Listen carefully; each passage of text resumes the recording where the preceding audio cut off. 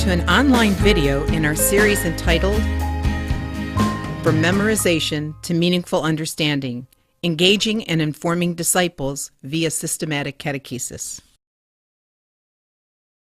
Online topics in this entire series are listed here. We hope that these short, concise videos will support catechists as they engage in the implementation of our Archdiocesan's curriculum resources. This video, number 4, part 3, focuses on the need for essential questions that frame the content of the lesson. Why is an essential question a necessary component for effective catechetical leadership? After viewing this video, you will be able to answer these questions. Why are questions important during catechetical sessions? How are essential questions different from other questions? And what is the purpose of essential questions? Imagine that someone approaches you and says, "Hi, how are you doing?" What do you say? Most of us would respond with an answer like, "I'm fine, thank you," or share another response. Even when someone sends us a question via a text or Instagram, we are more likely to respond to the sender than if he or she merely sent information. As humans, when we hear or read a question, our brains immediately think of a response, whether or not we say anything out loud. That's the power of questions. Our brains are quickly engaged, and mental engagement, or getting learners to focus on the topic of a lesson, is crucial for learning. 400 years before Christ's birth, the Greek philosopher Socrates used questioning and dialogue among his students. Even today, many teachers still use the Socratic method of teaching. This method allows for inquiry and discussion based on the asking and answering of questions to stimulate critical thinking and to illuminate ideas. The purpose is not to just get individuals to give a memorized answer, but to encourage deeper insight into the lesson's topic. So was the teaching method of your master teacher. But who is our master teacher? Did your brain immediately think, Jesus Christ? The power of the question. You can even Google questions Jesus Christ asks in the Bible and find 100 more. Asking questions turns a lecture-centered classroom into one where dialogue is key. What are essential questions? Before you were given the characteristics of an essential question, pause for a few minutes to read the slide. Here you will see non-examples and examples of essential questions. Examine these two categories and list or think of a few characteristics of an EQ.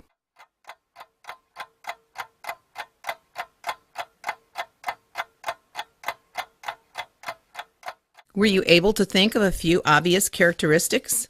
To check your ideas and to add to your list, let's view a video to learn more. McTeague and Wiggins are the creators of the concept of an essential question. During the 6-minute video, you will hear the answers to these 4 questions. 1. What are essential questions? 2. How do they differ from other kinds of questions? 3. What makes them so effective? And 4. Why should you design and use them in your classroom? Jay McTighe and Grant Wiggins recognized that a primary goal of education should be the development and deepening of student understanding. Years of research led them to develop the Understanding by Design framework. UBD helps teachers design curriculum units, performance assessments, and instruction that leads students to deeper understanding of the content being taught. In working with teachers and schools on UBD, Jay and Grant found that one part was ripe for further exploration: the essential question, a way for teachers to frame content and deepen student understanding. An essential question is a question that we want students to consider over and over about important issues or ideas at the heart of some curricular unit or course of study or program. Open-ended, thought-provoking, require higher-order thinking and reasoning, not recall. They need to be supported, not just an answer given. These are questions that we revisit again and again, and in exploring essential questions, we spark new questions and inquiries. And we can therefore judge questions according to those criteria.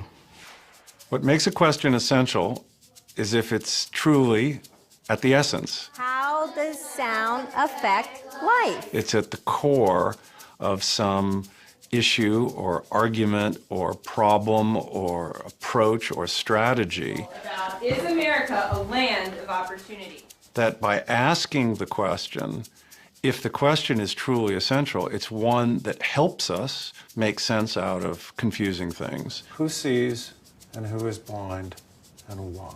And it's something that we can keep asking and returning to as a way of making sure that we're understanding. So in summary, we can say an essential question is a question that explores timeless philosophical matters.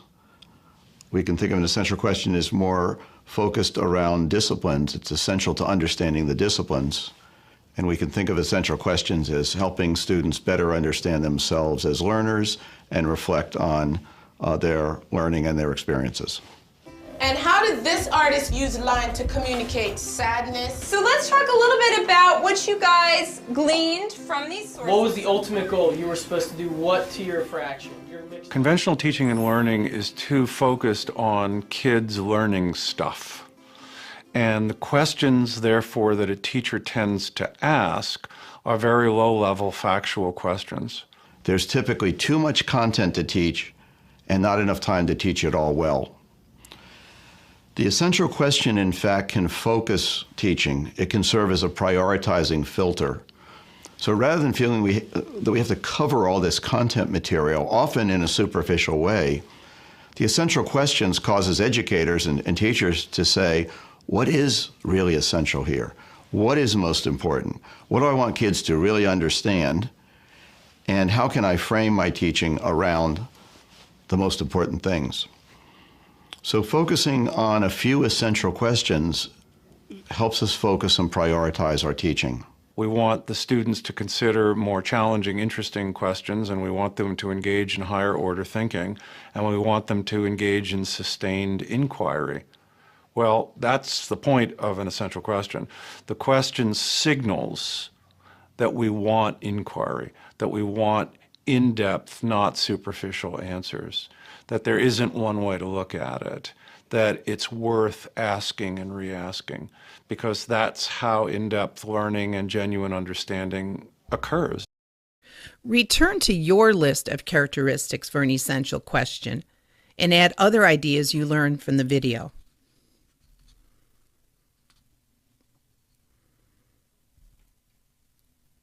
Essential questions point to big ideas and important issues. So essential questions should inquire about broad concepts, topics, and themes rather than single topics. For example, instead of how do you pray, a broader EQ would be, how does praying help me to know and love Jesus Christ? Are open-ended, thought-provoking, and spark discussion and debate. Essential questions may be answered with multiple responses that need to be supported and substantiated with details. Serve as cognitive bookends to frame lesson plans and to focus learning activities.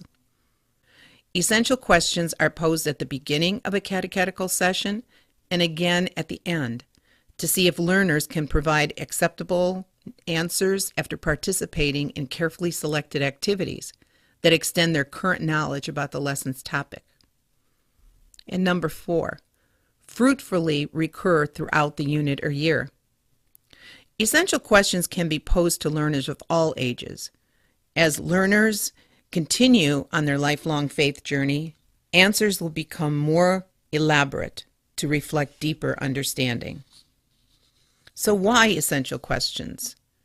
McTeague and Wiggins respond to this: if students can have faith that a few questions frame all the content and provide an organizing structure for learning, then their anxiety over trying to figure out where the coursework is headed is greatly lessened, and their ability to make connections on their own is increased. Our brains are meaning-making organs. They constantly seek to connect new learning to what we already know. The definitive aim of catechesis is to put people not only in touch, but also in communion and intimacy with Jesus Christ. All catechetical efforts are focused on Jesus Christ. As we share our Catholic identity and concepts with learners, essential questions allow us to connect those concepts with Christ. As we teach about prayer, the Mass, creation, God's love, the Ten Commandments, and Beatitudes, we support learners as we connect topics to Christology, our overarching goal. Doing so provides the so what in the minds of learners who may be wondering, why do I need to know this? Essential questions, when framing lessons, go beyond the covering of mere details to the why and how learning a particular faith concept may assist us in strengthening our personal relationship with Christ.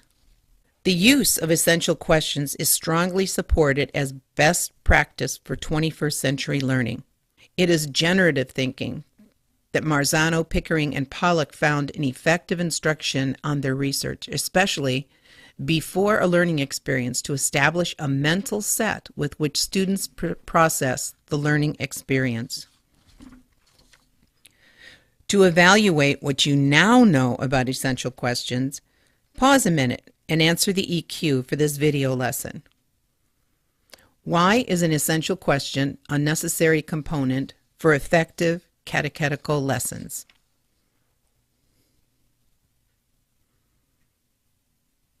For more opportunities to become a better catechist, please view the other online videos.